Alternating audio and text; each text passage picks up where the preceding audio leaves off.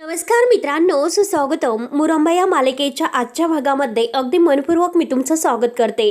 आजच्या भागामध्ये आता अक्षय आणि रमा या दोघांचा लग्न सोहळ्याचा कार्यक्रम आहे. सगळेजण पाहुणे आलेले आहेत आणि आता आदित्य आणि सौरा सुद्धा छान असे गिफ्ट घेऊन तेथे येतात. शशिकांत आणि अक्षय मात्र त्यांचं स्वागत करतो. अक्षय सौरा आणि आदित्य ह्या दोघांनाही थँक्यू बोलतो आणि सौरा, खरंच आज तुझ्यामुळे मात्र आम्ही म्हणजे मी आणि रमा एकत्र आहोत, फक्त आणि फक्त तुझ्यामुळे आणि आदित्यमुळे. त्यावरती सौरा म्हणते की अरे थँक्यू तर तुझ्या फॅमिलीला म्हणलं पाहिजे, कारण तुमच्यामुळे सुद्धा आम्ही आमच्या लग्नाचा निर्णय घेतलेला आहे आणि माझे डोळे उघडले. कारण फॅमिली काय असते, फॅमिलीचं महत्त्व काय असतं हे तुमच्या फॅमिलीकडे बघून मला कळाले आणि मात्र मी माझ्या आदित्य सोबत कायम येथे सेटल व्हायला निघाले. म्हणजे आता मी तिकडे लंडनला नाही जाणार, तर इथेच आदित्यच्या फॅमिली सोबत राहून माझा जॉब ग्रो करणार आहे. तर त्यानंतर आता आदित्य तर खुश होऊन म्हणतो की फायनली सौराने मला लग्नासाठी हो बोललं. सगळेजण खूप खुश होऊन हसतात. सौरा आता खुश होऊन सांगते की कारण मोठ्या फॅमिलीच्या बाबतीत मला थोडासा डाऊटफुल होता आणि तुमच्या या फॅमिलीकडे बघून आता मला खरंच असं वाटतं की मला सुद्धा मोठी फॅमिली हवी आहे. त्यानंतर शशिकांत त्यांच्या हातामध्ये हात देत त्यांचं अभिनंदन करतो आणि त्या दोघांना म्हणतो की तुम्हाला आणखीन एक काम करायचं आहे. अक्षय कान देऊन ऐकतो. शशिकांत त्याला म्हणतो की अरे अक्षय तू जा बरं, त्यामध्ये लक्ष घालू नकोस, तू जा. म्हणून आता अक्षयला ते पुढे पाठवतात आणि शशिकांत मात्र आनंद, तारा, आर्था या सगळ्यांना आवाज देतो, साईला सुद्धा. आणि सगळेजण मात्र तिथे एकत्र येतात. माई सुद्धा असतात, राणी सुद्धा. तेव्हा आता साई विचारतो की काय झालं बाबा, आणि तेवढ्यात आता शशिकांत सगळ्यांना जो प्लॅन समजवलेला आहे तर त्याची पूर्णपणे तयारी करून सगळेजण कामाला लागतात आणि एका मस्त आता अगदी ह्या डेकोरेशनच्या अगदी जे केलेलं आहे तर त्या खाली मात्र ते रमाला मस्त घेऊन येतात. शशिकांतने रमाचा हातामध्ये घेतलेला असतो आणि चौबाजूंनी आता जो मस्त डेकोरेशनचा हा पडदा धरलेला आहे. सगळेजण रमाला त्या फुलाच्या डेकोरेशन खाली आता मंडपात घेऊन येत असतात, ते पण वाजत गाजत. आणि सनई चौघडांच्या ह्या तालावर सगळेजण इतके डान्स करत आहे, बेभान होऊन नाचत आहे. साई माईला ओढतो आणि तिला सुद्धा डान्स करायला लागतो. सौरा धावतच येते आणि रमाच्या हाताला धरून ती सुद्धा आता रमाला डान्स करायला भाग पाडते. सगळेजण अगदी खुश होऊन डान्स करत आहेत. शशिकांत मात्र आता अगदी रमाच्या हाताला धरतो आणि तो सुद्धा नाचत असतो. रमा अगदी खुश असते आणि ती सुद्धा आता छान असा डान्स करत असते. तेव्हा आता शशिकांतचा हा रमाच्या हातामध्ये हात असतो आणि अक्षय, पार्वती हे अगदी पाहत असतात. त्यांना अगदी हे सर्व बघून, दृश्य बघून खूप छान वाटतं. आता रमा इतकी सुंदर दिसत आहे. अक्षय तिचं रूप बघतो आणि खुश होऊन हसत असतो, कारण आता बाबांनी चक्क रमाचे अगदी वडील बनून रमाच्या हाताला धरून तिला मंडपात आणलेला आहे. सगळेजण इतके खुश आहेत. आनंद, आदित्य इतके नाचत असतात आणि सौरा सुद्धा पार्वती बघून खूप खुश होते आणि तिच्या डोळ्यातून आनंद अश्रू व्हायला सुरुवात होते. मयुरी सुद्धा खुश होऊन हसत असते. अक्षय अगदी पाहतच असतो आणि रमाचं रूप बघून तो खूप खुश होऊन हसतो. मयुरी तिची दृष्ट काढते आणि छानसे हसते. पार्वती तर बघतच असते. आता सगळेजण रमाला बोल्यावर आणून उभं करतात. रमा अक्षयकडे पाहत असते आणि अक्षय रमाकडे. दोघंही आता रोमांटिक होऊन एकमेकांकडे बघतात आणि दोघांनाही या आनंदाच्या क्षणाची अगदी आतुरतेने वाट अगदी पाहत होते. आणि तो क्षण शेवटी त्यांच्या जीवनामध्ये आलेला आहे आणि आज इतके ते दोघं खुश आहेत. तेव्हा आता रमा ही अक्षयकडे बघत असते, पायापासून डोक्यापर्यंत, आणि मनात म्हणते की खरंच हे तर स्वप्न वाटतं.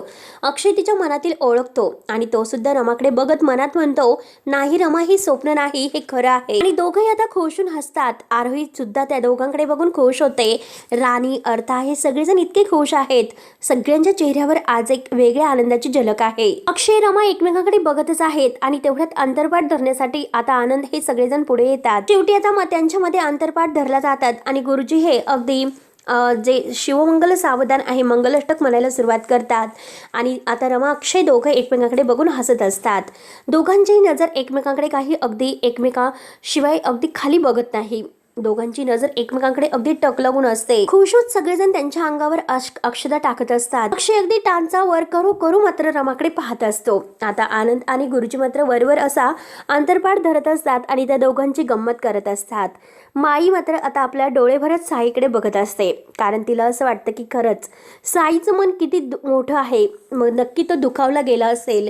तेव्हा आता साईच अगदी डोळ्याच्या खुणांनी आता माईला आधार देतो आणि सगळं काही छान आहे असं म्हणतो. आता मंगलाष्टक झाल्यानंतर आता सगळेजण टाळ्या वाजवत असतात. रमा आणि अक्षय एकमेकांकडे पाहतच असतात. रमाला इतका आनंद झालेला आहे, तिच्या चेहऱ्यावरून अगदी ओसंडून तो आनंद वाहत आहे.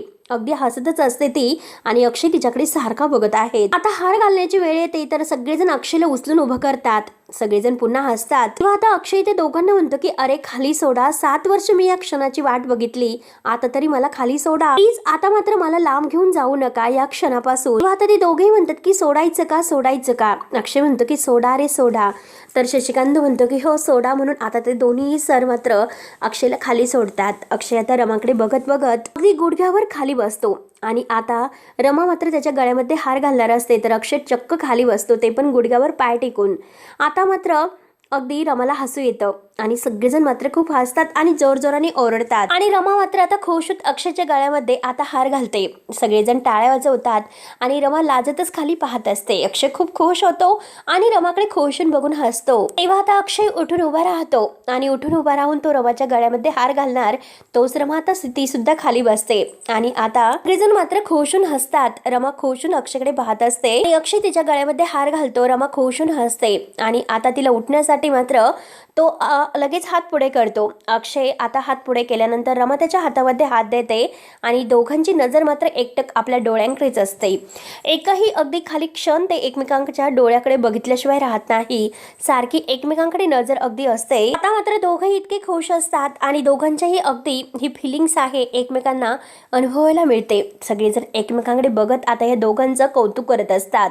त्यानंतर मात्र आता जो काही नंतरची विधी आहे, आता ते विधीसाठी ते बसतात.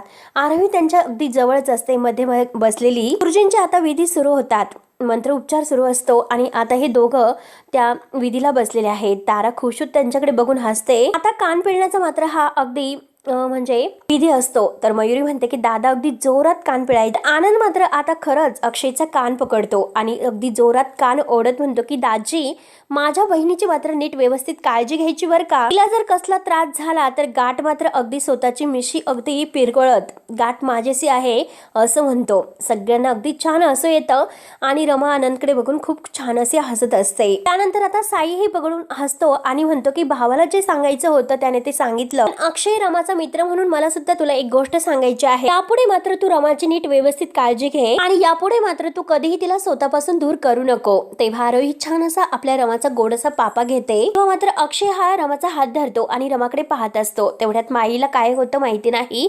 माई लगेच आता चेहरा लगेच असा नाराज करतात आणि तेथून निघून जातात. सगळेजण माईंकडे बघत असतात की माईंना काय झालं असेल. रमाच्या आता हे सगळं काही लक्षात येते. साई आता कावराबावरा होतो आणि साई आता हे सगळ्यांची नजर चुकवत माईच्या मागे जातो. पण आता हे सगळं काही झाल्यानंतर आता त्यांना निघून जायचं असतं, ते पण कायमचं हे सगळं सोडून. म्हणून बहुतेक माई ह्या नाराज होतात. रमाचे मात्र आता यांच्याकडे लक्ष असते. साई लगेच आता तेथून माईंच्या मागे जातो. तोच लगेच रमा आता हा विधी पार करत असताना यांच्याकडे पाहते. साई सुद्धा आता माईंच्या मागे का गेलं असतील, नक्की काय झालेलं आहे ह्या दोघांमध्ये हे रमाच्या डाऊट लक्षात येतो आणि रमा परत आता हा विधी अगदी बसते, परंतु तिचं सगळं लक्ष साई आणि माई या दोघांकडे असतं. त्यानंतर आता माई इकडे बाहेर येऊन बसत असतात. त्यांच्या डोळ्यामध्ये आता सगळा विचार करून पाणी येत असते, कारण जेव्हा रमाचा जीव त्यांनी वाचवलेला असतो दरीत पडल्यानंतर, ते सगळे क्षण मात्र आता माईंना आठवतात आणि साईने मात्र आता त्यावेळेस किती ह्या रमाची काळजी घेतलेली होती. अगदी तिचं सगळं काही अगदी तो साई करत होता स्वतः. ह्या सगळ्या क्षणाची माईला आता आठवण होत असते. प्रत्येक क्षण तिला एक एक आठवत असतो. ज्या गोळ्या, तिचं सगळं काही जेवण वगैरे सगळं काही तो करत असतो आणि त्यावेळेस मात्र माई जो काही राग मात्र रमाचा करायच्या, तर त्याचं आता साईला वाईट वाटत असतं आणि माईने मात्र आता खरंच रमाची माफी मागितलेली असते आणि आता काळजी वाटत आहे म्हणून त्या रमाला बोलत आहे. हा सुद्धा घडलेला एक क्षण मात्र माईंना आठवतो आणि ह्या सगळ्याचा ते विचार करत बसलेले आहेत. आणि जेव्हा मात्र आता श्रद्धा नाव सांगून म्हणजे माईंनी रमा आणि साई या दोघांचं लग्न लावण्याचं ठरवलेलं असतं, त्यावेळेस मात्र रमा त्यांच्यावर किती भडकलेली आहे. साईची काही यात चूक नसते आणि आता माईची सुद्धा काही चूक नाही, कारण तिला दिसत होतं की हा मुलगा म्हणजे आपला मुलगा या मुलीच्या प्रेमात पडलेला आहे, म्हणून तिने हे सर्व घडून आणले. यात माईची सुद्धा काही चूक नाही असे जेव्हा आता साई सांगतो, तो सुद्धा घडलेला प्रकार मात्र माईंना आठवतो. आणि एक दिवस मात्र माईंनी चक्क आता रमासाठी म्हणजे आपल्या होणाऱ्या सुनासाठी हिरवा चुडा आणि ती साडी पाठवलेली आहे. तेव्हा साई विचारतो की माई, अगं तू काय हिरवा चुडा आणि साडी पाठवली बरं. आता माई म्हणते म्हणते की अरे माझ्या सुनासाठी पाठवलेला आहे आणि तिला सांगायचं की मी तिकडे येत आहे आणि मला अगदी माझ्या समोर ती त्या चुडा आणि आता तो जी साडी दिलेली आहे तर ते नेसून मात्र मला माझ्या समोर उभी असायला हवी आणि तेव्हाच मात्र रमानी तुझी सोयरीक झाली असं मी समजेल. हे मात्र आता माईला सगळं काही क्षण आठवतात आणि जेव्हा आता रमा ही लग्नासाठी साईला हो म्हणलेली असते त्यावेळेस साईने अगदी खुश माईला फोन करून सांगितलेलं असतं की रमा माझ्याबरोबर लग्न करायला तयार झाली आणि ती मला हो सुद्धा म्हणाली. त्यावेळेस साईला जो काही आनंद झालेला आहे तो माईंनी आपल्या डोळ्यांनी बघितलेला आहे आणि अगदी त्याचे ते आनंदाचे क्षण मात्र माईंना अगदी सर्व काही आठवतात. साई खुश म्हणलेला असतो की माई माझं प्रेम जिंकलं. त्याला त्यावेळेस खूपच आनंद झालेला आहे आणि माईला सुद्धा हे सगळं काही आता प्रत्येक क्षण आता आठवत असतो आणि माई लगेच त्यांना भेटायला तिकडे आलेली आहे आणि लगेच साखरपुडा सुद्धा ठरवलेला आहे. तर हे सगळं काही आठवत असताना आता माईंच्या डोळ्यात पाणी येत असतं आणि तेवढ्यात तेथे साई येतो. साई मात्र आता माईला पाहतोय, माईंच्या डोळ्यामध्ये पाणी येत आहे. तर साई म्हणतो की माई तू काय विचार करते, खरंच मला कळतं नक्की तुझ्या मनामध्ये काय सुरू असेल. जे आपलं स्वप्न होतं तर ते स्वप्नच राहिलं, ते पूर्ण नाही झालं याचं साईला सुद्धा आता वाईट वाटतं. परंतु रमा आणि अक्षय एकत्र आले त्याचा सुद्धा आनंद त्यांना खूप झालेला असतो. आणि हे बघ माई मी तुला एक गोष्ट सांगतो ती लक्षात ठेव, कारण आपल्या ह्या स्वप्नाची जी काही नजर आहे तर त्या दोघांच्या अगदी ह्या सुखी स्वप्नाला संसाराला लागायला नको.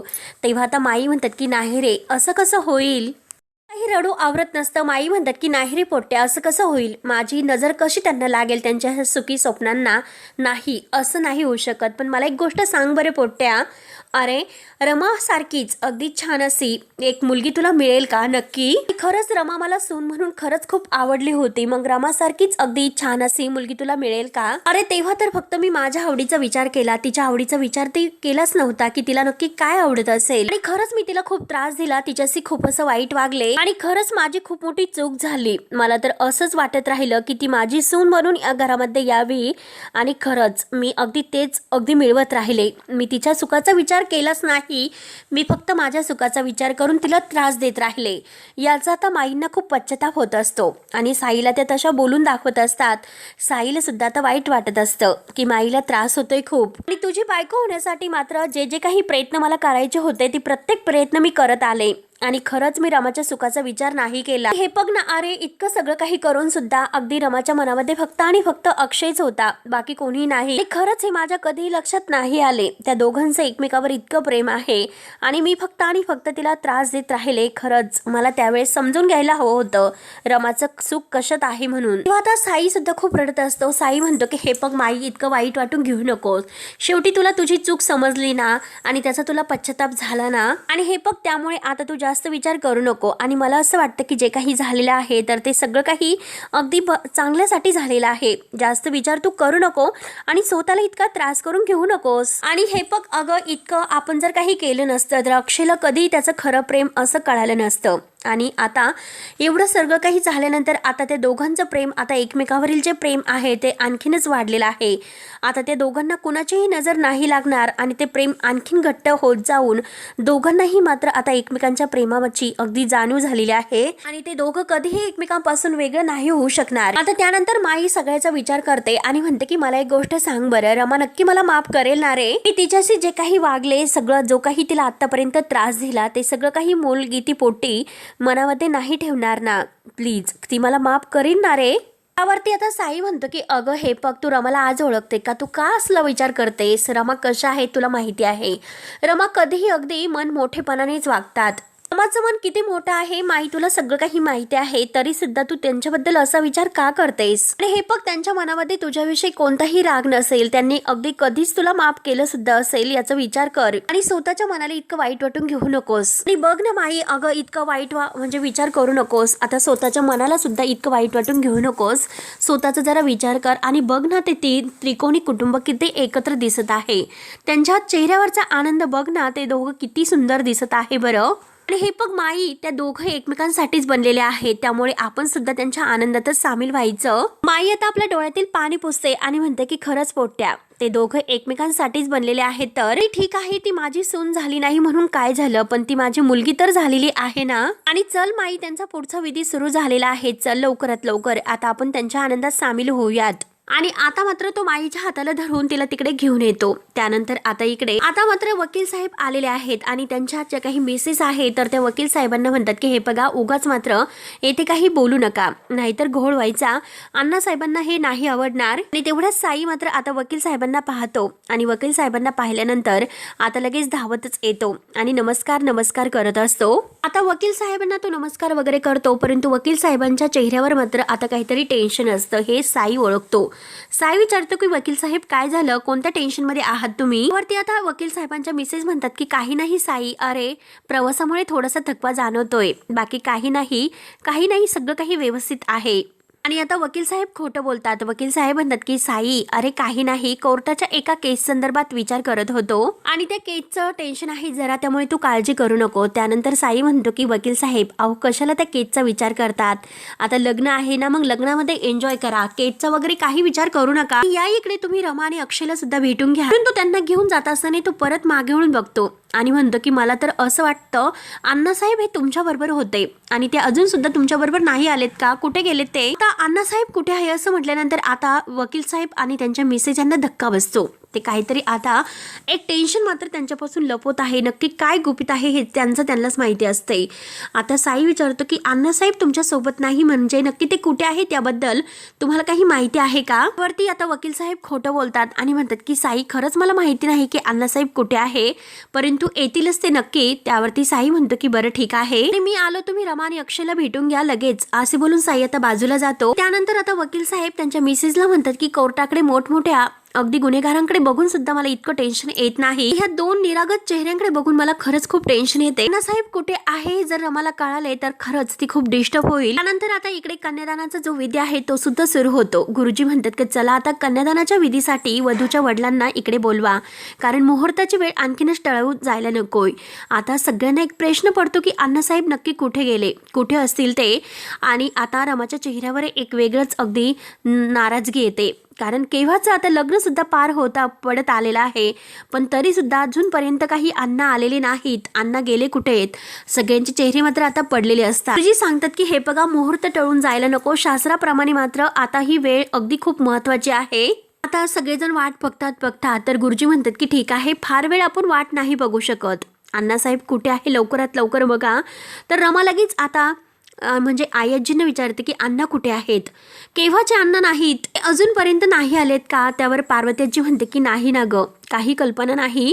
आता अक्षयला सुद्धा आनंदची काळजी वाटते. आता पार्वतीजी आनंद विचारते की अण्णा कुठे आहेत, आनंद सुद्धा नाही असं म्हणतो. तेव्हा मात्र आता रमा लगेच शशिकांत बाबाला आवाज देते. तेव्हा शशिकांत समोर येतो. आता समोर आल्यानंतर रमा म्हणते की बाबा, अण्णा अजून नाही आलेले, बाबा तुम्ही माझं कन्यादान करताल का असं ती विचारते. तेव्हा आता शशिकांत लगेच रमा कन्यादान मात्र करायला बसतो. आता तो तेथे बसल्यानंतर म्हणतो की हे पग रमा, कन्यादान करायचं ही विचारत नाही, विचारायचं नसतं तर हक्काने ते सांगायचं असतं. तेव्हा आता रमा म्हणजे शशिकांतकडे खुश होऊन बघत हसते आणि हे पग रमा, तुम्हाला बाप मानलेला आहेस तर मी सुद्धा तुला मुलगी मानलेला आहे, लक्षात घे. आणि या जगामध्ये मात्र अगदी जो नशिबान माणूस आहे ना तो मी आहे, कारण आपल्या मुलीचं म्हणजे आपल्या स्वतः मुलीचं कन्यादान करायला मला भेटतं. खरंच मी जगातील सगळ्या मुलींच्या बापापैकी एक नशिबान बाप आहे. आणि शशिकांत अगदी ताट मानेने म्हणतो की गुरुजी चला, मी कन्यादान करणार आहे. तर गुरुजी म्हणतात की चला आता विधीला सुरुवात करूयात, मंत्रोपचार मी सुरू करतो, तोपर्यंत तुम्ही संकल्प सोडा. तेव्हा आता सगळेजण खूप खुश होतात आणि आता शशिकांत चक्क आपल्या रमाचं एक मुलगी मानून आता कन्यादान करत असतो. आता सगळेजण खुश होऊन अगदी बघत आहेत. आरोही आणि आर्था एकमेकींकडे खुश होऊन हसतात. सगळ्यांना आता एक छान असा आनंद वेगळाच वाटत असतो. सगळ्यांचे चेहरे मात्र अगदी खुश आहेत. तेव्हा आता रमा आणि अक्षय एकमेकांकडे खुश होऊन बघत आहे आणि रमाला मात्र आता शशिकांत बाबा आपलं कन्यादान करत आहे याचा अभिमान वाटतो आणि ती खुश अगदी प्रेमाने शशिकांतकडे सुद्धा डोळे भरून बघत आहे. आज शशिकांतने रमाचं एक मुलगी म्हणून कन्यादान केलेलं आहे, परंतु अण्णांचं एक खूप मोठं टेन्शन मात्र आता हे वकील साहेब नक्की काय लपवत आहेत, अण्णा कुठे गेलेले असतात हे फक्त त्यांनाच माहिती असतं. साई विचारण्याचा खूप प्रयत्न करत आहे, परंतु वकील साहेब काहीही सांगत नाही. नक्की आता हे अण्णा कुठे गेले हा प्रश्न रमाला सुद्धा पडलेला आहे. तेव्हा आता रमा आणि अक्षय या दोघांचं जे काही आता हे कन्यादान ओतण्याचा विधी आहे तर तो सुद्धा पूर्ण झालेला आहे. सगळेजण खूप खुश असतात आणि आता सगळ्यात शेवटचा विधी आहे तर तो म्हणजे 7 फेरे 7 वचन. आणि ते आता सुरू होणार आहे।